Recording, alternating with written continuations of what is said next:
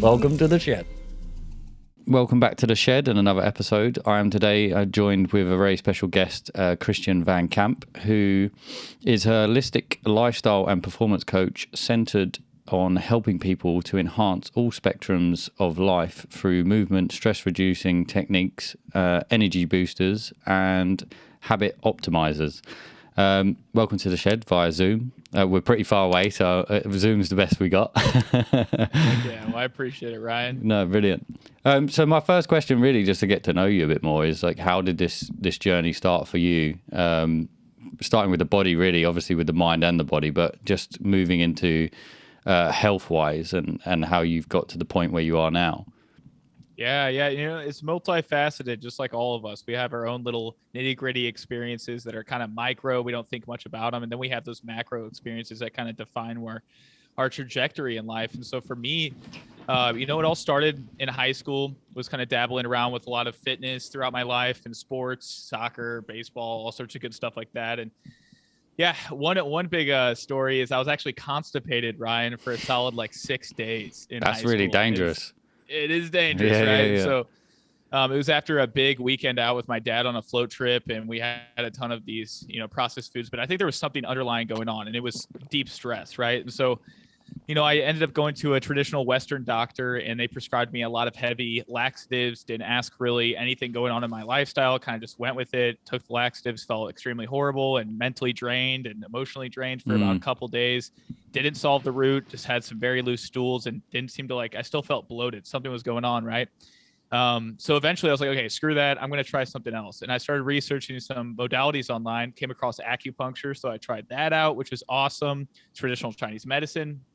Then I went into colonics. I went into some hydrotherapy and got some water pumped up my butt it was like an enema by this woman. She does this for a living. It's crazy. Imagine just pumping water up people's butts. Yeah, I've seen it. Yeah. That's my day to day. Yeah. It was awesome though. I'm tapping into all these Eastern philosophies and medicines, and I started actually feeling much more in tune with myself. So after a couple of days, I got back into the rhythms of pooping, just tapping into all these holistic modalities. And so that kind of inspired me, as it set the tone for what is possible with natural healing. And alongside that, around the same time period, my little sister Nina was administered into the hospital about Christmas Day of 2013. And she had pneumonia and a bunch of health issues going on. And just to preface, she had hypoplastic left heart syndrome. It's a very rare congenital disease where basically her heart is like a 3-chambered heart versus a 4-chambered heart, like most of us. The left side of her heart with her ventricle was almost completely sealed up with muscle. And she had a bunch of tiny holes throughout her heart, and it just started failing, throughout her whole life, a ton of procedures in and out of the hospital. And it was really hard as an older brother, just seeing her constantly deal with these health issues, and I was always pretty vibrant, young, spunky, never really had anything too serious go on in my life. And I saw her go through this, and for 3 months she was in the hospital bed, and my parents were constantly seeing her, and it was getting troubling to the point where the doctor said, you need a new heart or you're going to die. Luckily within a week or so of acknowledging the new heart is needed, luckily, but unfortunately, someone had to pass away and give on that life to this little girl. And so in March of 2014, she received a heart transplant, and I strongly believe in the idea of donating life as well, because I think if we're leaving from this earth, we might as well just keep on the life source energy going to other people. So I also just saw the nitty gritty of the Western hospitals and how they're feeding her canned green beans, processed foods, just things that don't have any true adequate nutrition in it. And I was just kind of waking up to that, this is interesting. Why isn't she getting just an avocado with some solid and wild caught salmon or just something? I was just thinking basics, just whole foods. She wasn't getting that. She's getting these ultra processed foods in the hospital. And if you go to any hospital nowadays, that's what's all around. You go to the coffee shops. Food. It's just, yeah. It's just we're here to heal, and yet we're getting this food that is causing us to get sick. Yeah. So all these little things were kind of insights and downloads I was progressing. Ended up going to community college, studying, anatomy and physiology, biochemistry, all the fun sciences in my eyes, which then led into studying kinesiology and nutrition. And so that's one of those things over the past 6 years I've been studying rigorously, is primarily fitness optimization and nutrition. And here I am today helping others do the same. Brilliant story as well. And I actually, a little bit similar, I actually was constipated for a long period of time once, and the same thing kind of happened. I actually had the hiccups for 7 days, which is quite dangerous. Wow, that's And crazy. yeah, and That would drive me nuts, man. yeah, Hiccups all the time. I couldn't sleep. So, and it was like there was a period where I would just be sitting there and I'd be like, oh no, they're back. I was getting rid of it. So I went to the hospital, and that's the problem I have with the hospital. There's not, it's here's, you know, here's the answer. It's in a package, and off you go. And I kind of said to the guy, do you know what's really wrong? Well, you've got trapped gas in your around your stomach and in the top of half of your body, it looks like. And then there was like, you're heavy constipated. This will help with that. I said, well, how long? What do you think's caused this? And what do you think is the damage? And how long will it last? I don't know, 10 years? Was his answer. So I was just like, well, that gives me nothing. I haven't had a problem since, but after that, I did have a kind of like, right, I need to sort my act out. Like, I'm obviously not eating well. I need to change my sort of lifestyle around. It was going out and partying too much as well. I think that was causing the problem as well through alcohol and different things like that. And this was quite a few years ago. So I think that moment of being in, you know, it's not nice being constipated, and especially for a long time, and plus the hiccups, it changes. Right, I need to go in a different direction because obviously this isn't the right one. Yeah, I hear that, and that's what kind of woke me up too. And just going off of that too, like Western medicine is freaking beautiful, man. My sister wouldn't be alive. Like she wouldn't be alive if it weren't for the anti-rejection pills she's on to keep her up. So many facets. Like that procedure in itself, you're literally opening someone's chest and replacing all the intricate arteries and everything. That's beautiful. And so I see both sides of the coin of like Western medicine, dire situations where it's like, okay, like emergencies erupting, you got to get this patched up. But we're using it to a degree, like you're saying, like they're only giving us kind of the what, not necessarily the why we're taking this. Yeah, like why? What's the root cause of this? Like we're never asking that really. So we have to be our own doctors at the end of the day. The other similarity that with your sister was my mum was in hospital a lot when I was younger. So when she was around 14, she had a back tumor. But it was, it wasn't cancerous or anything like that, but it was actually attached through her spine to one of her leg nerves, I believe. So if they took it off, she wouldn't be able to use her leg. So she kept it. But for years, they didn't have things like CAT scans back then. So they couldn't actually see anything there. And the doctors were kind of saying it's in her head, that she's having this back pain. And, it obviously wasn't. But at that period that you're talking 20 odd years ago. And basically my nan took my mum to a Reiki master, and they said there's something there that needs to be surgically removed. And then after that, it sort of all started happening that, we found something. But she had around 7 operations, and it never left through the operations. And then I think when she was around 30, it just disappeared. So she still has a bit of a bad back now. But I used to remember going to hospital and thinking, the food's crap. But I think what you're saying is that, yes, the Western world has extremely good hospitals in certain senses, but there should be a bit more of a combination between the nutrition side, the surgical side, in the way that they work. Right. We're not really asking, it's not preventative, right? And that's the idea, is this is a business and it's nothing wrong with it inherently. But this is a business. Like the medical system is a business. They have to make money to keep them going. Yeah. And so that's why, they do certain things that aren't necessarily in alignment with morality or true ethics of human nature, but instead they're more oriented towards how do we make money and keep this business going. So, I've come to conclusions throughout my life, Ryan, where I'm like, oh, screw the medical system. Like they're out to get us. They want us sick and ill, and the food system and big food and all that. That's such a negative outlook on life. And I shifted away from that several years ago, where I'm now like, it is what it is. They're just trying to survive themselves, and they have no inherent wrongdoing. Like they're just confused and they're sad. That's like there's good and bad in everything. Right. Exactly. Yeah. That's how I look at it.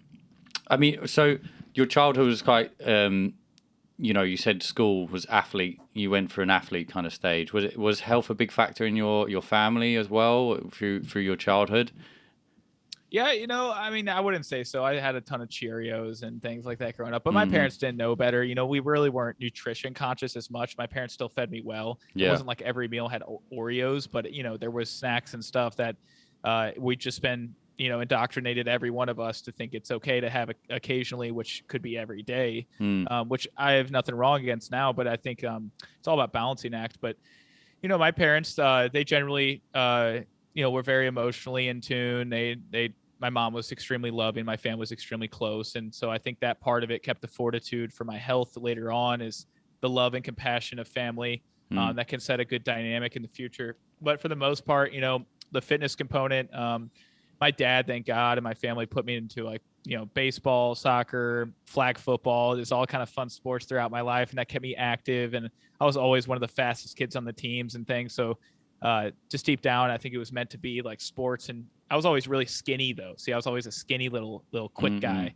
Eventually out of high school, I was like, okay, I'm kind of tired of this. I don't have a sport to rely on to keep me fit. So I'm going to start lifting weights. And that's when I started really diving into at like 17, 18, really progressing in weightlifting, powerlifting, bodybuilding, which now eventually transferred into more primal movement patterns, functional movement, and more related to postural corrections and things that actually relate to longevity more so than aesthetics. So now I like combining the two, where I'm all about achieve your healthiest physique, right? It's not just about the physique, it's about your healthiest, right? So that's one of the things I live by nowadays, and as it progressed. So more like, when you mean like primal movement, do you mean like through stretching rather than just complete, lifting weights in one physicality? You mean actually doing other sort of movements with your body? And is that in sort of a chi form, or is that like, Yeah, great question. So I kept it broad, of course, and I'm glad we're digging into this. Yeah. Things integrated around the lines of like kind of yoga without the yoga mat. You're not restricted in a box. You're able to move functionally in a way that's like deep squat motions. You're flipping, you're getting on your hands and feet like at the same time. That's something I think a lot of us are neglecting, is getting deep in the ground and just floor work, right?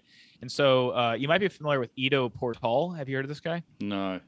So he has an incredible movement culture he's developed over the course of many years, and he's a total beast. Like IDO space PORTAL. He's incredible. I mean, he's built a foundation of just like really getting into with the human body, and he's really big on the idea that there are no bad movements. It's just like the force underneath those movements that can cause issues, right? And so for instance, if I'm doing some movement that isn't really functional necessarily, but if I'm putting weight bearing force on it, it may be dysfunctional. Technically, when we hear functional movement, it's kind of silly. It's like, I mean, every movement's technically functional if you think about it. It's just moving away from anything that can potentially harm you, right? Yeah. Or cause injury for that matter. So if you're putting load, that's when issues get a little dicey. But if you're doing it without load, it's typically okay. It depended on the individual, of course. But for the most part, yes, doing different crawls on the ground. They use a lot of different names for a lot of these different movements. But for me, it's just being free in the body, not feeling restricted in a box like I have to be this way. It's just kind of like moving dynamically. Yeah.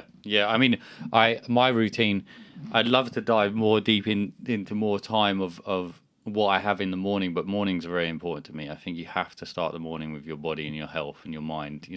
I'm trying to run about 5K a day at the minute, which Amazing. which I don't know if that's healthy or not, but I think just for my mind, there's a woodland near me called Trent Park, and it's just a massive forest. But what I find, if I run through the forest, it's a half an hour run, but then I'm running all the way through it, and it takes me probably about an hour to get back. So I don't have enough time to do it. So now I'm running around this small field, but I love it. I mean, I think how I feel after a run is great, but I do stretch every day. Like, that's something I have to do, and I don't use a yoga mat. I go straight on the grass. I feel that's grounding. I love that. I think that's the best way. And I mean, the thing is, I'm in London, but I'm a bit further out. And I think for a lot of people, when they live in the city, it's quite hard to have the kind of lifestyle like yourself, because there isn't the areas you can do it, or you have to go to a gym, or you have to go there. And I think to go into a concrete gym, I just can't do it. I have a whole station set out in the garden, and even through the winter, I just wouldn't go to a gym because I just like being outside. I feel that 100%. I mean, I'm in my garage right now. This is my setup. And speaking of primal movement, I'm always answering calls on the floor. So I actually have a floor desk I like to use, which is actually, ironically, my bench press. It's my bench. Yeah. But all that being said, like, I find that if we can actually shift even sometimes away from standing desks, because we still lock up our hips in many ways. We're still in a linear stance. We can sit on the floor and move dynamically as we get uncomfortable. Our body sends us cues somatically, like, this is kind of getting uncomfortable in this position. Let's shift it around. Oh, now I feel comfortable for the next 30 seconds to a couple minutes. Oh, now that's getting uncomfortable. Let's shift around again. So there's so many different movements you can integrate. Like, I can go on my knees and have my legs behind me. I can shift my legs straight and get the hamstring stretched out versus being locked 90 degrees. Yeah. Like, it's really interesting. So I'm really big on that. If you guys are interested in this kind of stuff, look into Aaron Alexander of the Align Method. He has some great stuff with all of that. But I think, it's really important to kind of adapt nature with our tech-driven life. And like what you're saying right here, like taking advantage of grounding outside when you can. And for all the people in the cities, just stemming off of that, I find, like, just keep it simple. If you have a little patch of grass outside of your, apartment, go for it. Like, literally just step on that. That's something right there. Yeah, you may be kind of like a weirdo out there, and there might be some dog shit on there, but okay, that's going to enhance enhance the experience. But no, my point being, just, stick to basics, guys. Go on walks, move like our ancestors would, get outside, get some grounding if you can, and get some sunshine. I know a lot of cities too, like Chicago and stuff, they're just, they're dark. London, I know they have some, we have a permanent grey cloud. Yeah, it doesn't leave. Once it comes over, you think that's just going to be there for a few days. Right. So, why am I doing a paid partnership with BetterHelp? Well, I'll tell you why. Because over the course of 3 months, I've had therapy. And I was assigned with the most amazing therapist who's taught me how to reconnect with those individual parts that have been neglected over the years. I've had addictions, I've struggled to be sober, but nothing could have been as easy as signing up to BetterHelp. It starts with a simple questionnaire, and then you're matched with a personalised therapist. You can schedule in your sessions, and you can even direct message anytime. You can meet your therapist, and you can even write in your journal and have group sessions. How amazing is that? Just as amazing as this ancient pool. So if you're ready to dip into something that might be uncomfortable, sign up to BetterHelp, because it'll be worth it. So have you researched much into where mainly has your research taken you? Has it taken you into ancient sort of civilizations, going through, the Eastern world? Mine has gone more philosophy basis around sort of people like Alan Watts and Terence McKenna into sort of a psychedelic research, but I'm yet to delve into the world of health, really, around ancient, Chinese or stuff like that. So where has that taken you, that journey? Yeah, I've kind of merged different integrations from traditional Chinese medicine, 5,000 plus years old, sometimes upwards of 7,000, depending on, the era you're looking into. Ayurveda, ancient Indian, basically a template to live life. I like to say it's like ancient medical system, a health system that's over 4,000 years old, from ancient India. And then I also have been integrating a lot of things from Greece and Rome, and like 2,000 years ago. A lot of Stoicism lately is what I've been diving into deep, is the philosophy of Stoicism. And, just how to go about life, really understand that you have control over certain things and you don't have control over certain things, and integrating the 4 Stoic virtues, and, really just implementing kind of that mindset of resilience, and like, you can't allow life to push you around. You have to have some control. It's the idea of like being a dog tied to a wagon, a moving wagon. The dog has the capacity to pull the wagon, or it can let the wagon pull them. And so it's kind of like this idea of like, what do you have control over in life? And so Stoicism is really impressive. I think Marcus Aurelius is just a profound, like the Roman emperor from 2,000 years ago. Like what he's been able to overcome in his life is insane.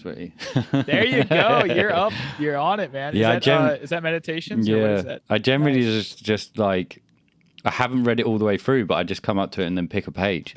That's all you need. Yeah, it's exactly. I really like that though. It's good. But I find, so really a lot of your work's kind of merged between the body and the mind, and the other things you work with is obviously stress and how to deal with stress. What are the sort of main things that you teach that deal with, trauma or stresses that people go through, and how they can integrate that into their life? Yeah, I strongly believe that talk therapy is beautiful, but you can only go so far with it, right? Okay. And I think traditional therapy is related to talk therapy. We talk through things, and then you go on your way through life and meditate on it, and it's all thought based for the most part. We have emotions that store into our body all the time since childhood, since the moment we are born into this world. Emotions are stored into the body. That's why we can't remember a lot of things, is because it's somewhere in the archives of our body and our cells. And I strongly believe emotions or thoughts are stored in water. We are water. Everything in us is stored within our cells. So that's why certain people, for instance, it was your mother you mentioned about the back, right? Yeah. She had something in her lower back. Some philosophers, some energy healers will believe, okay, maybe that's due to some underlying emotional storage in that lower area. And how does that connect to the physical body, those emotions, right? And so I think a lot of times it's important not only just talk through things, but also I work with my clients and just like, hey, shake shit out, man. Like literally you're stagnant. Like you're living every day, kind of not moving in intricate ways, going to back off the primal movements. We've evolved as humans to move so dynamically in all these different arenas, shifting the spine around, getting that lymph flow. But that's more the physiology. But if we tap into the emotional part of it, it's like literally energy and emotion. We can move that all around. So if we're feeling sad, move the body. Wow, all of a sudden I feel better. And I feel like I kind of just almost had a talk therapy sessions from working out for an hour, because that's literally what it's doing. You're moving energy around that was stagnant, that are emotions that need to be processed through the body, not necessarily the mind. Yeah, it's 100% how I feel when I run. You can wake up in a bad mood and it's gone after moving or doing anything like that. I think it's very important, and I think if my nan taught me how to do Reiki or practice Reiki basically, and we went through an attunement, which was 3-4 days where she taught me how to do it. But you would always talk to the client first. So you would find out, what is bothering you, or what in life is this, and then you can use, if it was, I mean, to tell you the truth, we did it on my granddad, and he is not the best communicator most of the time, meaning he doesn't listen. And Stubborn. he's stubborn, and even if you said to him you don't listen, he'd probably say, yeah, I know. So but basically what we did was, we used a pendulum, and in the sense of the chakras, that one, if you put it over the top it will turn one way, you put it over the other, every chakra on him would move. Got to the throat, nothing. Completely dead. It stopped fully, it was just there. And my nan just kind of chuckled.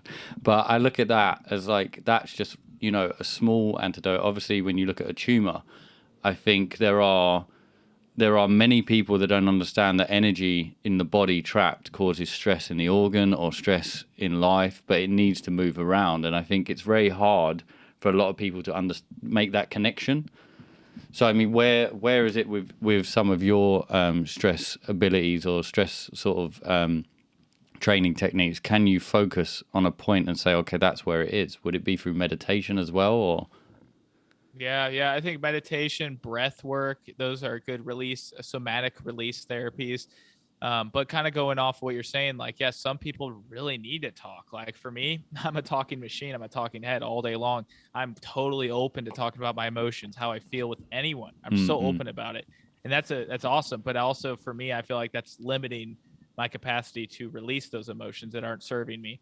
And so that's where the movement comes in. But some people, it just depends, right? It's all same with bio-individuality on nutrition and certain protocols in life, is everyone has a unique way of going about it based on their ancestry, their DNA. So there's no one size fits all approach, or there really isn't kind of a gray area as much as we think it is. I think there is black and white for a lot of people on certain protocols. So all that being said, with kind of like you're mentioning about your grandpa and stuff, and just how overall communication, like that's, he's been obviously closing off his communication about how he really feels in certain ways. Exactly. And that's pretty common for most men as well, as that kind of masculine, like put a sheet up and be like, it's not there. I'm good.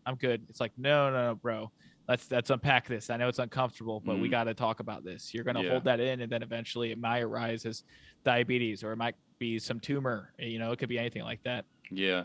So how do you feel about the kind of this whole toxic masculinity thing that seems to be, I mean, across the internet. If you're looking at people like how Andrew Tate has been or is in many ways, the alpha male being pushed aside and masculinity kind of being pushed aside. Is that something you're seeing where you're from as well? Because from what I look on the internet, it seems to be quite a pattern at the minute. And Oh yeah, and how it's do you worldwide. Yeah. And how do you feel? Well, I mean, what is your take on that at the minute? Just as you said masculinity, I just thought I'd jump into it. Yeah, for sure. Let's pick that out a little bit, and I think it is a touchy subject because it makes people sensitive. Like the idea of masculinity and femininity, like that is a touchy subject for some people. For me, I'm open about talking about because I have certain beliefs with it. So let's talk about that, I think masculinity and femininity it needs to be balanced for every individual. But let's be honest, men have grown and been created by God in many ways to be more masculine. They have more masculine traits. Everyone has a mix of masculine and feminine, but here's the deal. It all depends on if it's shadow aspects or their light aspects coming out. Toxic masculinity is purely revolved around those shadow aspects, right? Aggressive, not assertive, but aggressive. We have, judgmental, analytical in a way that's too extreme, and you aren't having that flow of feminine energy come in where it's kind of like the spontaneity around it. You're too structured. You're like, it has to be this way. You don't go with the flow in life. Maybe you're just overall just myopic on certain views and you're stubborn. That's a huge over masculine trait. Instead of being open to receive and understand other people's point of views. Lack of empathy, lack of compassion for others and how they feel. Oh, brush it off, bro. No big deal. That's the macho jerk ideal, right? Yeah. That is toxic masculinity. And then nowadays we've been brainwashed to think all masculinity is toxic. That's the problem in our society nowadays worldwide, is we're thinking the word masculine is almost like not divine, but divine masculinity is all those light aspects: courageous, a leader, protector, assertive, honest, analytical, seeing between the lines, right? Those are beautiful aspects of men and masculinity for the most part. And nowadays we're in a culture, I believe, Ryan, where we are overly masculine, women included. The feminist movement, I think, is the most toxic thing that's come across. I think feminism's beautiful, support women, but the definition of feminism is to have equal for masculine or men and women, right? That's the definition of it, but it's skewed. Nowadays, we're viewing feminism as like, oh, I just want to get my legs shaved, or like I can grow out my legs. Other way around, I can grow out my leg hair. I have control over my body. I have sovereignty. And then you start having this kind of fuck men mentality around it. That's the toxic femininity no one's talking about. We're only talking about toxic masculinity. But the toxic femininity has this merging of masculine energy in it where they're kind of direct and assertive and aggressive, right? Yeah. You see some of the people out there that are a little too aggressive about it, or women, I should say, for the most part, because obviously most women are supporting the feminist movement. But I have nothing against any of this. This is just kind of like how I take a step back and kind of analyze it in the back burner. I don't have any judgment towards any of this, or I don't connect to any of this, but this is just how I view it. I think it's kind of getting imbalanced nowadays, and we're kind of confused by what is masculine, what is feminine, and we're kind of in this mixing pot of chaos. Yeah, a mixing pot of chaos is exactly what it looks like. Yeah, I mean, I agree with all that of what you said. I mean, I find that, the way that certain things come across through someone like Andrew Tate is the aggressive side. I think there's different ways of using words, there's different ways of coming across and saying certain things that won't trigger people in a certain way. And I think that formula was to trigger people in a certain way. But I think the equality side is what we are lacking. And there is more of a term that is used when it's expressed about a way that people are, and it comes across as all men. We're putting to that category. You don't. It's not all women most of the time. I find the narrative of it is a little bit like put across to toxic masculinity more than anything else. And I think the best male in the sense is someone that is masculine and feminine. It's using both that energy. And I don't think we're not meant to be like each other. A male's energy is very different to a female's energy. They can't be the same. The idea is to work together through whatever society or whatever civilization you're in. But I think how it gets turned on the internet and everything else, I'm always a conspiracy nut. I'm always like, where is this going? Yeah. Why is this being pushed? what is the process and, what's going to happen in 5 years. Because if I'm going to make any business, I'm going to make a business plan or see ahead. So there's always something along the line. I feel that it's not really necessarily uprooted from the people. Maybe it's been pushed into a society in a certain way to, but that's my head on it. And then, it's funny, we could go down the rabbit holes with this where it's like, okay, what about the whole idea of all these estrogenic foods out there and all these environmental toxins and all these things that are making men less masculine due to their testosterone going down or certain hormones and how they're interconnected with our masculine and feminine energies, right? We can connect biology with these kind of metaphysical characteristics of individuals. And I think there is something deep going on where it's like big food, big pharma, all this stuff is making us reliant on things outside of us versus coming inward and having that balance of that feminine masculine. And I love how you bring that up, Ryan. Like we have to, I say this all the time, we have to have a touch of our feminine side to understand our masculine. It's yin and yang, right? Everything balances 100%, back and forth. yeah. And even in that, there's a little bit of darkness and a little bit of light. Oh yeah. There's a whole bunch or a lot of it, Yeah. I find like, me getting in touch with my masculine, one of my favorite things to do is by doing all the feminine activities, right? Breathing slowly, maybe even just doing dry brushing after a shower and putting oil on my body, like coconut oil. That feels great. That's a feminine thing, but it also is like I'm nurturing my body, and then I can get in touch with that masculine energy later on. There's so many facets of feminine energy we can tap into: journaling, reflecting, caring for others, doing something for others. Those are all things that tend to be more feminine related, and they can help us get in touch and magnify that masculine if that's our goal. Yeah. It's maybe that, we was quite masculine before, and now, because I find my relationship with my friends now to when I was at school, we're a lot more, we do a podcast together. I mean, we've done ones together, and it's, we get really into who we both are. And we talk in that sense. I find now males are, a lot less toxic in my circle anyway. And I feel that, the media or the way it's been pushed is not quite right to what it actually is. I feel, I feel like we're actually, a lot more acceptable. I mean, I live in London. It's very multicultural. Everyone kind of accepts everyone in some terms. But then, you move slightly out of London where it's less people are processing that kind of data or that kind of, and what they are seeing is the telly, then they get this kind of view of the world. And they come to London, it's quite different. And it's like, so I disagree with how it's being portrayed, because I actually feel like in my circle, what I'm seeing in reality is quite different.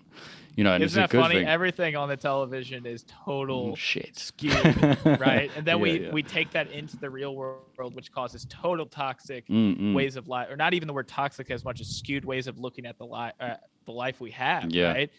All the time. And we're not even being told the right things, or the truth around the world. So yeah, everyone, moral of the story, turn off your TVs. And just live exactly. in the real world. I mean, it's a program, yo. Yeah, it's called a program for an instant. Or television, television. Yeah, television. Yeah.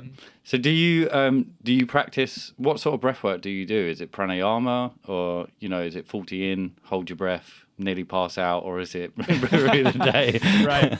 I like a little mixing, speaking of mixing pot, mixing pot of things. So I like to get the adrenaline, dopamine rush from before, like cold therapy or something. I'll do, or not even necessarily before, just anything to wake up the body in the mornings. I'll usually do like Wim Hof 2 breaths. So it's like 30 inhalations in and out, pretty much like hyper ventilating in many ways. And that's a time and place for things. That's something I'm not doing right before bed, of course. Instead, like keeping the nervous system at ease and more parasympathetic dominance, more rest and digest. I will do 4-7-8 breathing. One of my favorites right there. Just 4 seconds in, 7 seconds hold, and 8 seconds out. That seems to just do wonders on my nervous system. Anywhere from 5 to 10 breaths of that. It's like, whoa, immediate relief. Box breathing is great. 4-4, 4-4. But yeah, when it comes to more intense breathing, I'll also throw in like some breath of fire, where it's all through the nose. Real through the belly, activating all that deep belly breathing, and working out the why am I blanking on it? What's the thing that separates our organs from our belly? Intestine? No. It's the I'll come up to me at some point. You guys listening probably know what I'm talking about, but the diaphragm. I don't know, I totally the diaphragm is important to activate. I think a lot of us are out of touch with that. And speaking of breathing, man, I mean, everyone nowadays is reverse breathing. We're breathing in, and we tend to open with our chest, and when we breathe out, our belly goes out. That's like just not how it's supposed to be. It should be like when we breathe out, our belly should suck in, right? And when we breathe in, our belly should inflate like a balloon. We should really try to have that conscious breathing, because I think even just outside of the idea of breath work, having like 15 minutes or 30 minutes a day, people just need to really, they don't need to do anything. But I invite you guys to really tap into the idea of just conscious breathing throughout the day, just slow rhythms of breathing throughout the day, really controlling that nervous system that way versus just having this big huzzah for 15 minutes. Yeah. I spoke to Dylan. He goes by the Black Airbender on social media, but he's a breatharian, and he says that he hasn't eaten in 2 years and went from a liquid diet for 4 years. It was 4 years in total, went from a liquid diet and now hasn't eaten for 2 years, has water. But he said what he does is, rather than have a sit down and, in that kind of Wim Hof style, he just does 3-6-9. So he'll breathe in 3 times, out, and then in. No, he'll breathe in, then out 3 times, in, then out 6 times, and then in, and then out 9 times. And I was like, is that Nikola Tesla 3-6-9? He was like, yeah, that's where I got it wrong. That all makes sense. But yeah, what's your take on breatharianism? Do you think it's possible? I think anything's possible. Yeah, it's all in the mind, yo. That's how I look at things nowadays. I think anything's possible, but is it feasible? That's the question. For most people, probably not. And that's I say probably not because a lot of us are blinded by other lifestyle choices, indulgences, materialistic possessions. That in itself is relying on things outside of us. Therefore, we can't tap into that technology within us to survive off of breath. Yeah, I think we used to live to 400, 500 years old. Like, I think there's so many things that have been possible. I mean, just think about the pyramids. You're bringing up Nikola Tesla. He was completely inspired by the pyramids and how they were developed. And the pyramids were all around the world around the same time period, but they never had direct communication with one another. How is that possible? Yeah. How do they channel this energy? How do they move these 8,000 ton, whatever blocks that are just so freaking huge in these intricate patterns that had the special angles that aligned so perfectly in the exact spot that they carried 500 miles of these. Yeah. So there's all these questions that we think is impossible nowadays, but they had more technology than we have today because they were working on internal technology, not external. So I think anything's possible. And I think for me personally, that's not a goal right now in life. Maybe when I'm like 50 or like a 70-year-old guy, I'll be like, I want to survive off breath and water, Yeah. I think it's totally possible. But right now I'm more for performance and what is possible for optimizing gut health and things along those lines, which maybe down the line, breatharianism is down there. Yeah, it's definitely a process. I mean, that's why I was kind of talking to him about, is it something that someone can just go and do? The body is ready for that at the age of 20, or I think it is just a process that maybe you get to when you actually want to stop eating. Right. So you mentioned gut health. I know that's something you know quite a bit about and something you put YouTube videos on as well. I mean, how important is our gut to our mind and our body and having a good life? Yes. So if we look at it this way, we have 100 trillion bacteria and microbes within our gut right at this moment. Think about that number. 100 trillion, not a 100 billion, not 100 million, not 1 million, 100 trillion. That number is too big to fathom, right? Yeah. Wouldn't fit in the shed. These microbes control every facet of our life. This is all research that was discovered within the past 20 years. So it's still blowing up. We're still learning so much about it. And I think that the more we can feed these microbes the nourishing diversity from food, from fasting, then we're going to be able to live a more fruitful life. So we have over 100 trillion bacteria in our gut right now that impact every facet of our life when it comes to, our energy, our metabolism, the way we focus and our clarity. To be honest, even being able to have a deeper purpose in life. Like, I strongly believe it controls every aspect of life. And I mean, if we look at Hippocrates, speaking of philosophy, over 2,000 years ago, he said, all disease starts in the gut. This is before all crazy technology. He just knew, and he quoted that all disease starts in the gut. And that couldn't be further from the truth. I strongly believe that most autoimmune diseases nowadays, from rheumatoid arthritis to having skin inflammation and certain things come on, it starts in the gut. Like it's just the leaky gut. It's our gut is bombarded from the wrong things like environmental toxins or pesticide residues, pharmaceuticals, things that are just destroying the gut integrity that leaches out, and it causes an inflammatory immune response, right? Because our body's like, holy crap, all these food particles are entering our, around the areas of our kidneys and our liver, and we got to fight that off. And so then it causes all these crazy reactions. So I think it controls so many facets of life, man. Yeah. I mean, how do you think with like what I always thought with like bad food as well, it's that as you said, it's like a leaky gut in a sense. I find most food that's bad doesn't necessarily hurt you on the day. I mean, the other day I found out that garlic's not actually good for you. It's very high on the acidic level, and it was, Dr. Sebi. Yes. Yeah. So like, I mean, we can dive into him. I think he's great. Like, I think that's a big eye opener for me. I was like, whoa, this guy's telling me a load of stuff I thought was healthy. It's not healthy. Oh, there's so many. See, that's the thing too, is it's not that it's not healthy too, right? It's like, it's just dependent on the circumstance, the individual. And yeah, like what is the, for instance, if we look at kale, let's talk about kale for a second. Great example. Yeah. Super loaded up in vitamin K, chock full of calcium, chock full of magnesium. However, it tends to be high in oxalates. And now these oxalates are plant chemicals that some people are sensitive to. Some people are ultra sensitive to. So if they eat a kale salad or they have kale smoothies, they're probably like, damn, I'm getting extremely bloated from this. I'm having kind of this allergic reaction, or my skin's having an inflammatory storm or something. Well, it doesn't mean that it's bad. It just needs to be prepped right. So what do? We steam it, we cook it. And I strongly believe some raw foods are good. Some raw foods we probably shouldn't have raw. So some foods we should probably cook down a little bit. That's ancient Ayurveda and traditional Chinese medicine also points that out, from 5,000 years ago we were just talking about. So I think there's certain applications that come into play. Like if we're going to have the kale, maybe steam it for a little bit so you can break down these oxalates. Now it's easier to digest. It's a little softer and you're still getting the nutrients. Yes, you may be cooking off a little bit of the vitamin C. That's okay, but you're making it easier for your system to digest. So the same goes for garlic. Is it raw garlic? That's pretty heavy, man. That's pretty warming. That's a very warming food, as TCM would point out. So one thing we can do is not have it every day. Have it every once in a while. Don't have it during summer months because it's very warming. And we don't want that excess chi. We don't want that excess heat. And so it's important to have a balance of heat and cooling foods. What time of the year is a big player? Seasonal eating. Who is the individual? Do they have DNA that doesn't click with it? Perhaps that's part of it. Their ancestry. Do they even have that food, 4,000 years ago during their place that their ancestors were born? So there's so many variables that come into play that I strongly believe there are no good or bad foods. There's just balancing and imbalancing foods depending on the individual. Yeah. So you would even say junk food's not too bad in majority? I don't think anything's bad. I mean, that's not food though. That's like at no. I think we're just talking about food. Yeah. If we're talking about like actual food, this isn't food. Yeah. I mean, that's that's ultra processed food, right? It's food, but it's under the category of food because we can eat it, we can survive off it, but are we thriving off it? Yeah, no. If you ate that for 1 month, you're going to have health problems. Really, supersize me.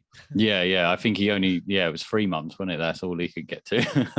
Dude, that's so bad. It's crazy. Yeah, that is bad. I hope he got paid well out of the film. Really, he better have, man. So, I mean, what is your diet like? What is your day to day, or generally, like, what do you think the healthiest diet is for yourself? I love this. So, my day, I'll just give you a little rundown of kind of like in the day of life of me. I typically always have like a good cup of coffee. Sometimes I go through decaf cycles so I can get off caffeine. So I have strategies with that, but I'll have French press organic coffee, fresh ground, have that with some butter almost every morning. Put some grass-fed butter in there, about a tablespoon's worth. I'm very satiated. It's delicious. I'm very, very satiated from that for about 4 hours or so. And that's an hour after waking. So I start my day with a big glass of water. Maybe I'll put some lemon, or I'll put some apple cider vinegar or some salt to get those electrolytes and salt in. Then I'll have that butter coffee, and that carries me over for a good 3, 4, or 5 hours. I don't feel any need to eat first thing in the morning. And I don't really recommend anyone really starts eating right away.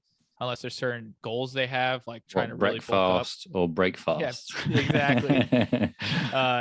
So I strongly believe, like, yeah, break your fast later on, delay that an hour or two, depending on the individual. Again, I'm speaking primarily for men. I think some women need to eat earlier, because intermittent fasting is a whole nother, there's caveats with it for women. But I think, yeah, that's what I usually do. I'll break my fast, after the buttered coffee with anywhere from typically a high fat, high protein meal. And I feel good kind of doing this cyclical keto approach during the day. And then I'll have carbs at night. So I can What is have a cyclical keto approach? I like to go about it where it's basically you're going kind of high fat, high protein during the day. For me, this works really well. I go high fat, high protein during the day. And then towards the evening, I get this serotonin boost from starchy carbs. And so I'll have sweet potatoes, I'll have quinoa, I'll have some forms of rice, whatever kind of carbs that float my boat that day. And that seems to really support my sleep. It helps me have energy throughout the days where I'm very sharp. I don't feel like I just got this massive blood sugar spike and I want to crash 2, 3, 4 hours later. For me, that works extremely well. It keeps my metabolism sharp. I don't have any hunger. I feel satiated and full. So a lot of the men I work with seem to do really well doing that too. I mean, there's some guys I work with now that are trying to break sugar addictions. And it's like, yo, let's just not put sugar in your coffee. Let's just not have any sugar, for the first 5 hours of the day and see how you feel with the intermittent fasting routine in mind. So the cyclical keto approach is basically just like you cycle keto all day and then you break the keto approach at night. There's different ways you can go about it with cyclical keto. Some people do 5 days of complete keto and then 2 days of loading up on carbs. So there's many ways to go about it. That's the routine I enjoy because I think carbs are king. They are important. They help with testosterone. Just depends on what sources of carbs, right? Yeah. Are they high glycemic blood sugar spiking carbs like a massive rush, or is it more of a delayed complex carb we typically use? And I also think, I love having fruit during these summer months. So I've been having a fat bowl of fruit. Some days I don't even do the high fat, high protein, break the fast approach. I just have a fat bowl of blueberries, mango, banana, and it respond really well during the summer months. During the winter months, I've tried this out. I don't feel as sharp. I feel like that's just not in tune with my body already being kind of cold. I'm putting a bunch of cooling fruit on. It just doesn't seem right. So that's, I think that's lack of sun or like different time I'm sure of year. that's a part of it. It's also just like naturally being hot throughout the summer months. It's like your body wants that hydrating, cooling foods to cool down the internal temperature.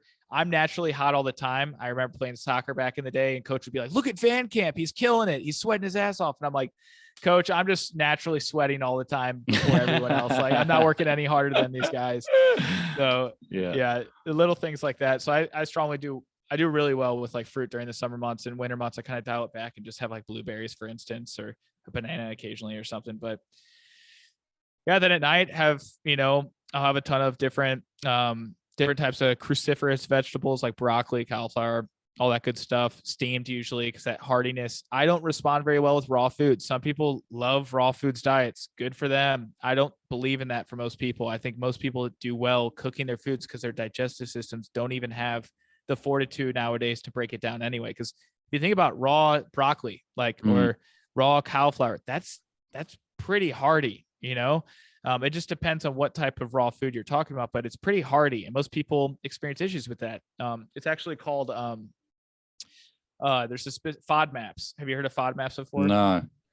So it's an acronym for fermentable oligosaccharides, disaccharides,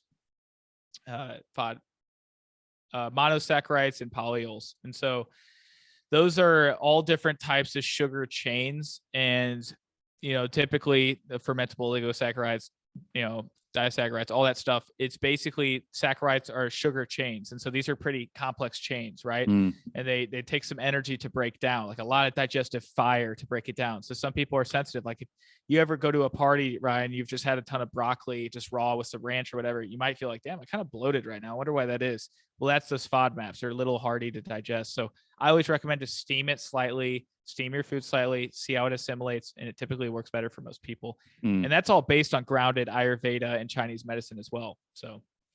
Yeah, great. I mean, it's a good way to live, bro. Yeah. I mean, it's what works well for you, going back to it, right? If you like the raw foods, do it. I eat raw carrots every day. I just love raw carrots, like whole raw carrots. I had them earlier. And There's a fun fact with that where basically this special fiber in carrots actually can help you decrease excess estrogen. There's actually some studies on that. I thought you were going to say you can see in the dark. Yeah, that too, right? Get that vitamin A going. Yeah. So what are your thoughts on a vegan diet? I think it has a time and place. I believe the vegan diet has certain applications. So I believe it's almost like a fasting mimicking diet. I think it's extremely cleansing. It's extremely healing in many ways because you're getting your body, if it's done right. We're talking whole foods vegan diet, right? Yeah, Not of course. processed food, like just pure done right vegan diet. You're taking the right supplements. It's great, but I think long term there's implications, and it's proven, right? I think some people can start having detriments from it.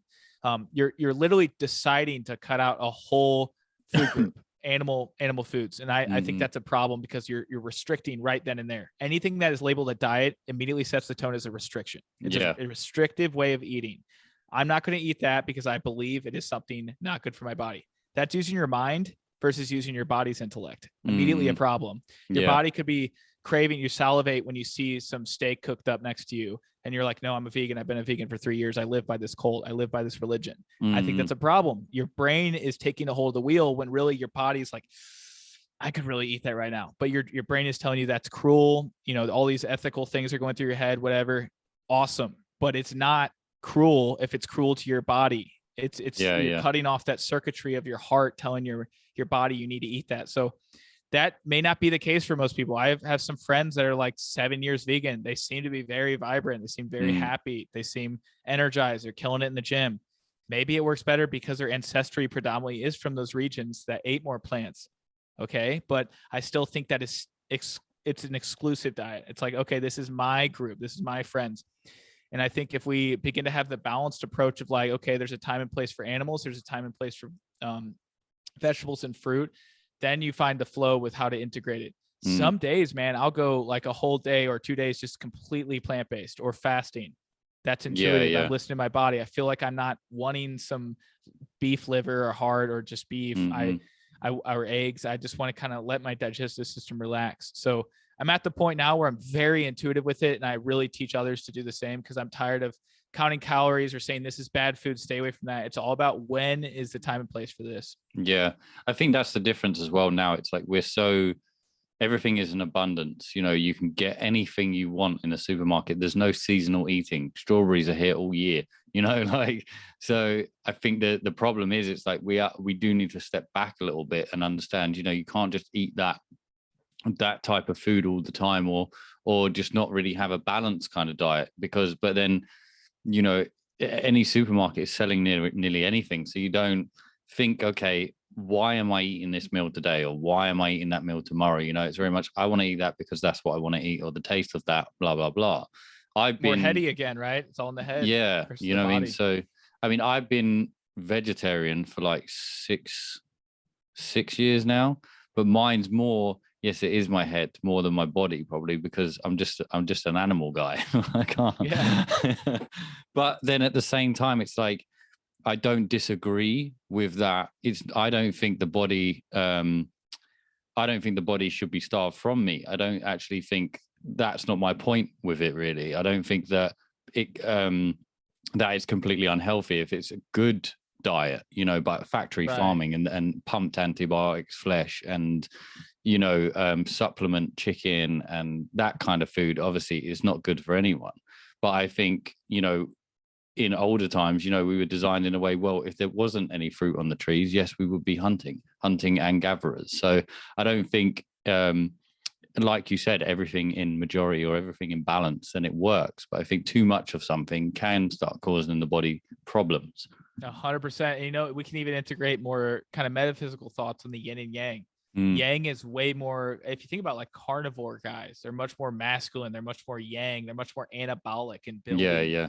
And then you have yin, which is typically more plants and related to that, which is not necessarily feminine, but in different ways it is. Like it's more feminine energy, it's more light energy, it's more catabolic in different ways where your body's not going to replicate cancer as readily as something, maybe a super animal-based diet. You're really anabolic. You're building a ton. There's amino acids. There's always things that are very, very building. And that isn't necessarily a good thing. Too much of anything is bad. And that's why I see this carnivore craze going on. I'm like, dude, like your body's not even adapted to eat that much fat or protein. You don't even have the fire to do that. And yet you're doing that. And like, you may start feeling good temporarily, but just wait long term. Same goes for the vegan diet. I say, like, try it out, see how you feel, but don't get obsessed with the necessarily the way of life around it. Like, don't live by it. Don't define yourself by it. You know, I see a lot of individuals that have their bios as like vegan diet or like carnivore diet. It's like, that's a huge problem. Or keto. It's like you're living your life by something that in the present you feel good, but you aren't anticipating what it may do in the future. And if you live by that, and then all of a sudden it doesn't align with your body anymore, you just destroyed your whole viewpoint on it. And now you're feeling kind of debilitated because you're stuck like, fuck, I just influenced all these people to live a certain way, and I don't even want to live that way anymore. So I think it's really important to acknowledge what is really serving you and the greater good, because a lot of times we tend to have the greater good too much in mind versus our own vessels. And especially I see that in a lot of vegans where they have such a heart-centeredness. They're so kind, so giving, but they're doing it for this vision of, you know, not supporting the industry of killing animals. And I used to be that way myself. I can vouch for that. About 4 or 5 years ago, I went vegan for a good amount of time. And I think now that I've shifted my viewpoint on it, myself, my mission on this planet comes first. And so I realized it doesn't work for me. So I shifted things up. Like I said in the past, if it works well for you, go for it. Yeah. I think what you said there as well, where, you know,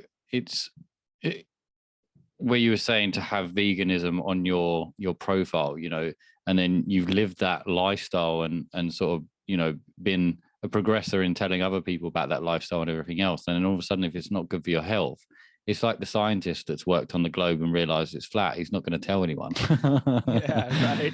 You know, so it's like I think it's important for people to not over push or push their views onto everyone else. But I think the other side of it is that they feel the animals can't talk, you know, in the situation they're in. So it's that side that they're saying it for.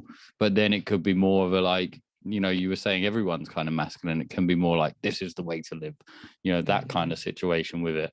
And I think, you know, we've had that a bit with the V word, you know, the vaccination, that side, you know, people are now asking about your mental health or your what you're eating or what medical basis are you on now. Everything's kind of going into what tribe are you in through everything. Tribe, cult mentality, man. I mean, that's going ancestral speaking. That's what we thrive, is having community, having a sense of purpose within a certain belief system in a group.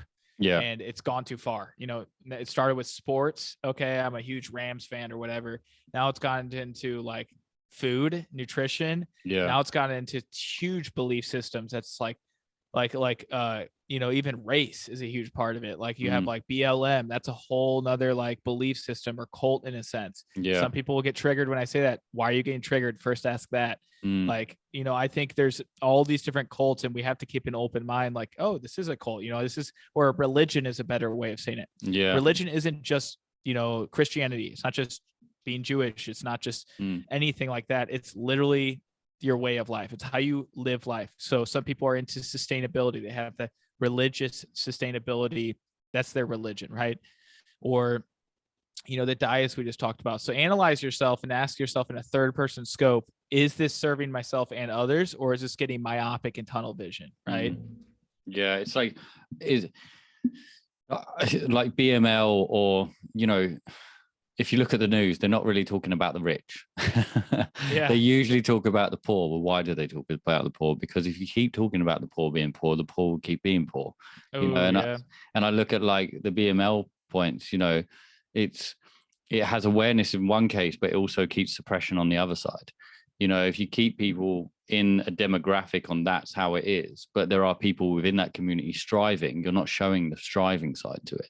You know, so a lot of these kind of ways these structures are put across, I feel that's why they're there in the first place.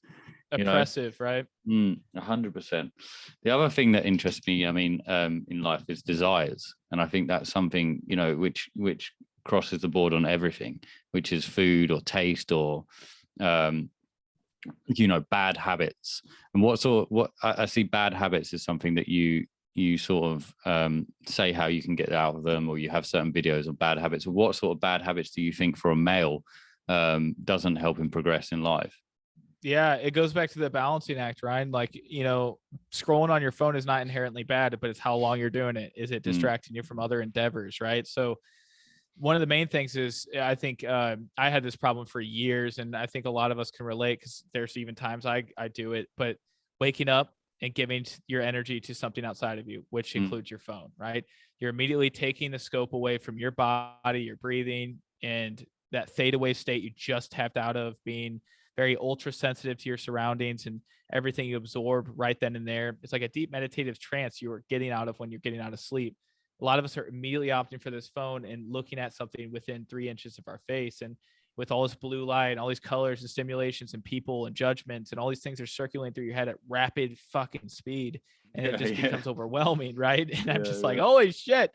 And then when you get off it, you're like, you feel drained, until you get off it, then you're like, damn, I hate that feeling. Like, so I think a lot of things is breaking the habit of phone addiction, pornography, a lot of things relating to food and habits relating to just eating too much and focusing more on appetite versus real hunger of the body or fuel.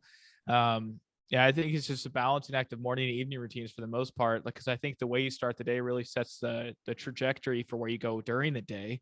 So if you can start your day with a healthy, happy, vibrant, self-fulfilling morning routine for an hour, it can really help you kind of feed that energy throughout the day and nestles versus just being full on giving to energy outside of you. Yeah, I mean, discipline in routine to yourself, I think, is what keeps you on track. I mean, you mentioned pornography. That's something I quit about a year and a half ago.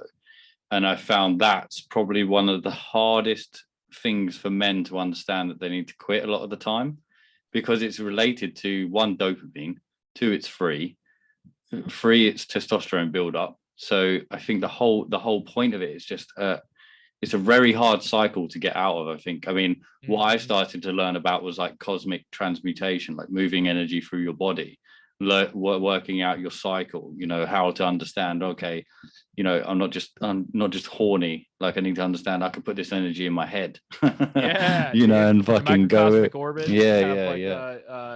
Montauk Chia stuff.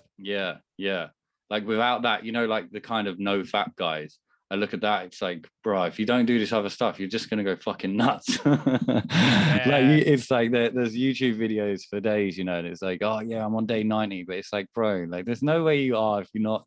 I found there's a lot of different opinions, and a lot of people that are trying to get out of that might like be doing semen retention, I guess. Semen retention, stuff like that, can be doing it in a completely wrong direction in sometimes, because they're not obsessive with it, right? And it becomes their main focus of stopping, and they feel like they're going to lose everything if they don't, but I feel it's a natural thing in some circles. I don't mess with porn anymore, because I just find it's not normal. And anyone that looks at their phone in the morning or anything else, you're feeding dopamine through that point. And why is everyone moving to TikTok from Instagram? Because in 10 minutes on TikTok, you can see a whole entire world, and it's video basis. The stimulation there is crazy. Like it is, so, but what I struggled with was understanding my own sexual energy as a male, how to live with that, how to understand, oh, this is the course of it. And I think a lot of people, especially in London, don't even tap that sort of world.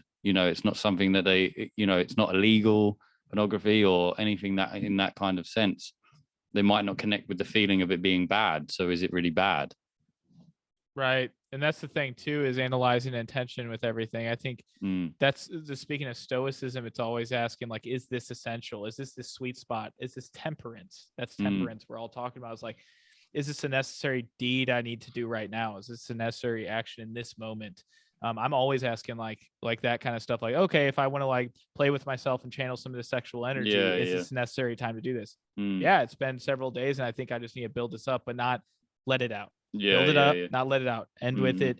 holding it in, and then you kind of feel more energized afterwards. You just channel those fucking energy, which is circulating the planet. Like the only way you and me are talking right now is through sexual energy. Yeah. Everything on this planet is defined by sexual energy. Mm-hmm. It's like the idea of reproduction, us being able to create more essences on this planet. So I think the more we can all tap into that as a society, the more aware we are of our actions, our everything in life. And so it's all about that temperance, though. Is this essential in this moment? Is it serving me and the higher good at the same time?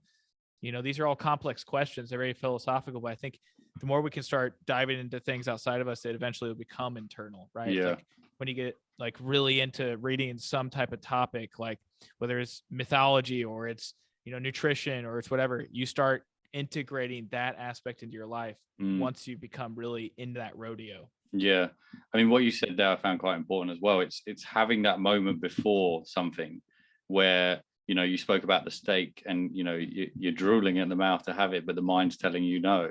But the mind can always tell you to do something, you know, like, should I watch pornography, or should I go out for that drink, or should I do this that isn't going to serve me? And to have that moment or that thought before it to be like, okay, is this going to serve me? Is this going to mess me up tomorrow? Is this, you know, and sometimes it overrides that, you know, the dopamine is too strong or the urge is too strong, or, you know, and that's what I find breath work or understanding these like cold showers or understanding that moment of stress or that moment of desire. You need to step back and say something to yourself. Remember yourself, you know, otherwise you're like straight in our shit. Yeah, right. Awareness to action, you know? Yeah. It's so hard. It's so hard. Or it's not hard. It's difficult. It's challenging is a better word, because it's like difficult, hard, almost sounds like we can't overcome it, but challenging has this kind of this gold to it where it's like, oh, this is a challenge. I can overcome it. Same with the words. If we like shift around the words of like, I catch myself saying stuff all the time. I'm like, oh shit, recap. Let's change up the words. But like saying things like, I'm struggling with something. Whoa, hold on a second. Are you struggling? Because you're kind of setting yourself in a victim mentality of like struggle. And it's like, you can't really overcome struggle as easily. But challenge is like, oh, I'm up for this shit. I'm ready to overcome it. So yeah, I think there's little words we can shift. And even saying the word try. What does try even mean? You know, I'm trying to do something. Well, it's like, oh, hey, buddy, you want to hang out Saturday? I'll try to be there. Yeah. What the fuck does that mean, dude? You'll try to be there? Does that, there's no love in that. There's no like dedication or discipline like we were just talking about. So I think if we can use words like I will be there, or I am going to, or just being freaking honest of what's feeling in the body as well. And just saying, you know, I actually have this thing on my mind. I need to take care of that. Or not even the word need. There's the word too. The word need. It's need, true. I have to, all that stuff. Those are bad words. You know, speaking of words, there are certain words that are not in alignment to our highest self. So if we can say things like will, or I choose to, and things like that, there's more power to it. Yeah. I think try is always used when someone has asked you something to do for them, or to meet them or see them. I'll try to do that. But while you said that, you're thinking about the thing that you have to do so you don't see them. You know what I mean? It's like there's something in the way. You're like, look, I'll try to see you, but really I know I should be doing this. But you don't want to tell them that, so you're trying to be polite, but at the same time they just come across like, what the fuck, man? Why do you mean like trying? Like, you know, but I think words are very part important. Of the honesty that comes out, right? Just being brutally honest. Yeah, there was an experiment once where they got I'm not sure what the plants were, but they put one set of plants in one room and one set of plants in another room, and gave them exactly the same conditions, the same temperature, same everything else, same water, you know, completely same treatment to have very healthy plants. But in one room, they spoke negatively words like to them, and in the other room, they spoke, fuck you, plant, all that shit. That's one room I would want to be a fly on the wall. Like, what was this guy going to say every day? Like, you ain't gonna survive. So, but basically I've got another upgrade thing. This means 10 minutes. Yeah, we'll be all right. So basically the one that died, the one that was spoken negatively to died and didn't live very well at all, and the one that was positive was completely like blossoming, you know. So it just goes to show that even plants are picking up on vibrations. And I think that's why when you talk to people, you have to, and yourself, you know, because if you took it to yourself in a bad way with these words, you're vibrating that, and you're manifesting it in its own way. So I do think words are extremely important. Shoulda, coulda, woulda is something I'd never say. Yes, exactly. Yeah. Yeah, man. I mean, Yoda said it first. There is no try, there's only do. And let's be honest, that's true. Yeah, for sure. So just to level it off as well, I mean, are there any sort of experiments you have done health-wise that have been a bit extreme? The one I've looked into is drinking your own urine. I don't think that's too extreme, but have you ever tried that? Is that something that you think benefits people? Or in therapy, you know, it's been around for so long. Yeah. Shivambu, right? I think there's some merit to it. Personally, I'm not into it right now. I'm sure, you know, I'll get into it at some point, but at the moment, for me, I'm also like, okay, there's a certain level of research and you know, medical studies and all that stuff that have groundwork, but all that shit can be skewed as well, right? So we have like the dairy industry saying pasteurized dairy is essential. Where did that literature come from? Oh, it was funded by the dairy industry, right? This study was actually funded by the dairy industry, so it's skewed, right? So there's a lot of stuff that's cherry picked out there that it's science, but how legit is that science? And so the same goes for metaphysical stuff. You can't necessarily study things you can't see, right? Yeah. And that's where like Joe Dispenza's coming in. That's where, you know, there's a quote by Nikola Tesla where he's like, you know, I'm going to butcher this, but once science begins to utilize the things that you can't see or the unseen, then it will have finally achieved greatness or actually be correct. Right. And so that's so true. I think there's a certain layer of things that we can't see that, you know, that are very important. So when it comes to things like, you know, urine therapy or whatever, drinking your urine every day or, you know, right when you wake up, whatever, I think it, you know, if some people report feeling amazing doing it and they see the difference, they feel the difference with all the trace nutrients and things found in it. Awesome. You know, it's something that isn't really grounded into legitimate studies. So it's like base it off of feeling and all of that. So I think there's some groundwork with that, but other things that come to mind, some modalities, you know, that I guess, are you asking kind of like what other modalities I utilize in life that have supported me? Yeah, in a sense, or like any extremities that you went through or anything, you know, anything that you did that has benefited you the most, something that you felt. I mean, over the past year, I've been really channeling just sexual kung fu kind of stuff, they call it. And so just really, is that Qigong? Like, it's not Qigong, but it's like, it is like Qigong, but with sexual energy, right? It's like literally kind of like the idea we were talking about earlier. It's just like literally not nutting, but feeling that energy go through you, you know, testicle massaging, testicle slapping even can have some merit. I've heard of that as well. Yeah. I mean, if you think about it on a biological level, if we actually look into physiology, like you're doing it to where it's not painful, but it has some kind of degree of like discomfort. You build resilience doing that, for one. And secondly, you're actually moving around lymph and moving around the energy of your testicles, which produce semen. You can up level your semen production. You may increase testosterone. So I have this idea of like taking cold showers while testicle slapping for 2 minutes or whatever. Yeah. It seems to be amazing. Like I feel amazing afterwards. So I base it on feel. And I think the breathing tied with that is really powerful. So circulating that energy up and not just like and like tightening up and just letting it out. Like there's this energy you could build through your system. So I think that's been really powerful. A very tricky process. Super tricky, man. You play around, because it could just easily just oh damn it. And then you get so down on yourself because you're not like trying to feel it, but it just your body pulls it out. So it's a tricky process. It takes a lot of trial and error, and that's what's beautiful about it, is just play around with it, you know. Literally. Yeah. So my final question is what I ask everyone that comes on the show, and that's what is reality to you?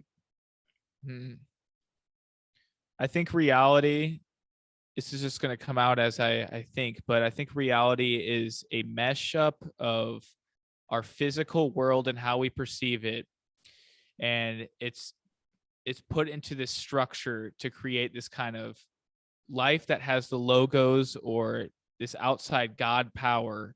And then we also have this kind of lowercase s source. And so we have control over our lives in many ways, but we don't have control. There's some guiding, powerful force, you know, in philosophy, it is the logos. It is that divine energy that is guiding us. So I think reality is a beautiful dance between this outside force and this internal power we have to control that force. In the very beginning, when we started talking, we talked about the dog tied to a moving wagon.